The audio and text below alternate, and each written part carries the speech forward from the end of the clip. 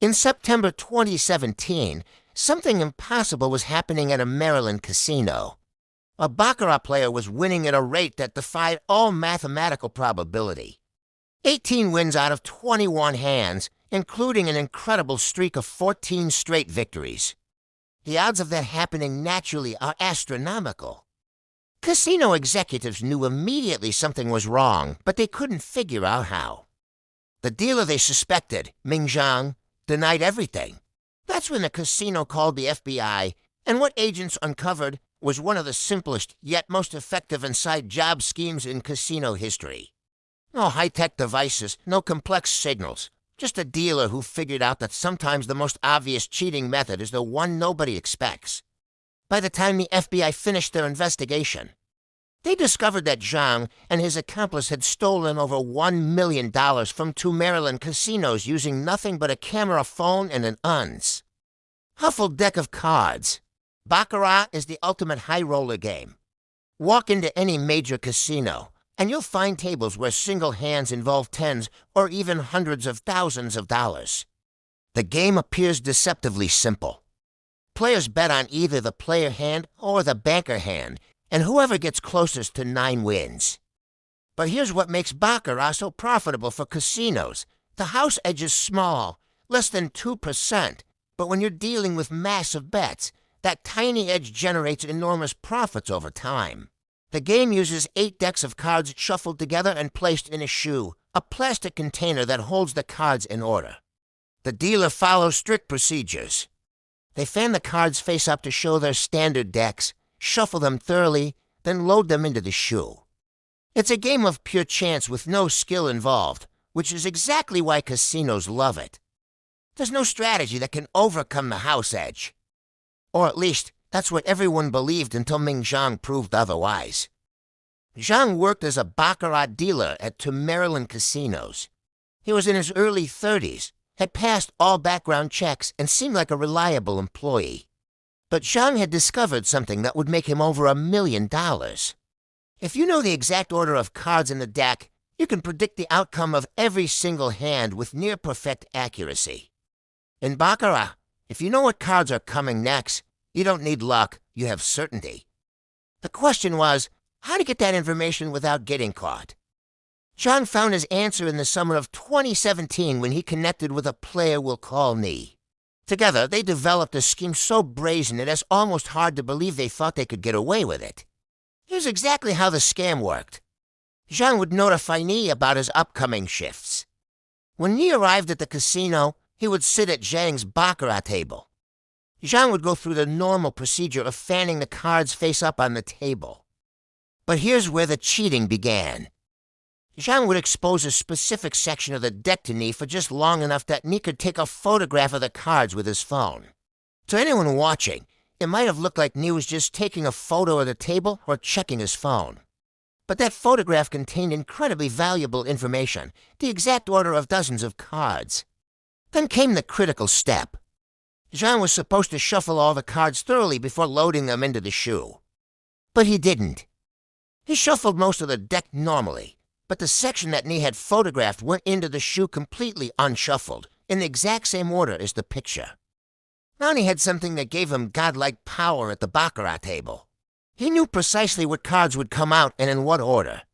All he had to do was wait for that specific section of cards to come into play, and when it did, he would place massive bets with absolute confidence because he already knew who would win.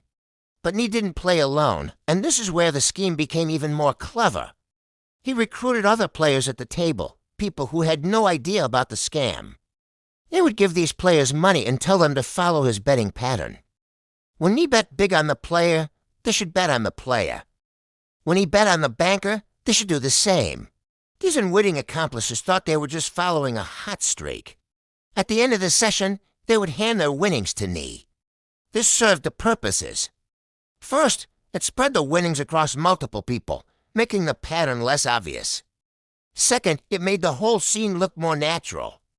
If only one player was winning huge amounts, that would trigger immediate suspicion. But several players winning together looked like a lucky table, the kind of thing that happens occasionally.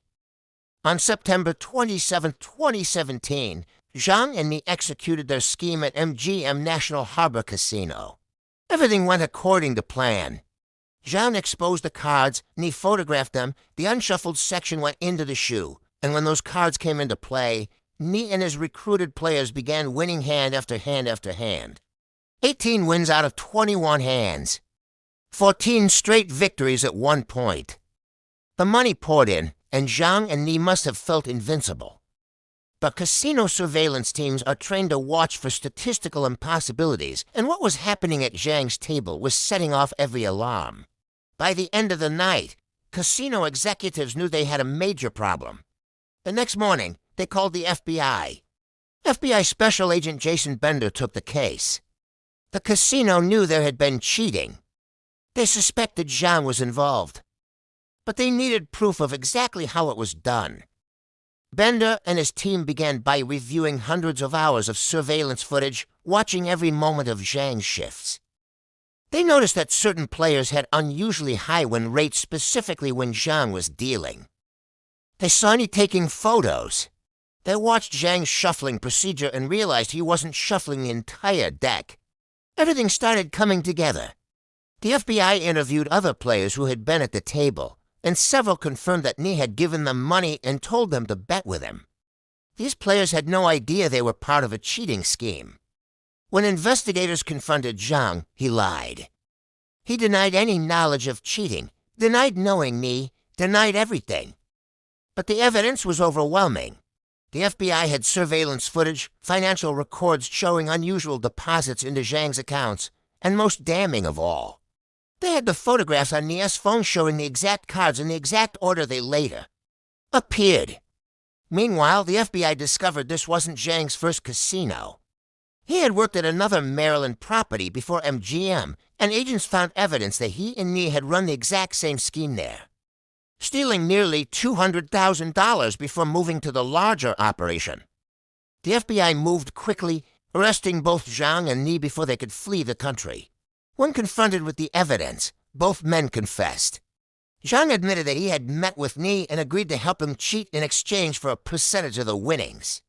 The total loss to the casinos was exactly $1,046,560. The legal consequences were severe.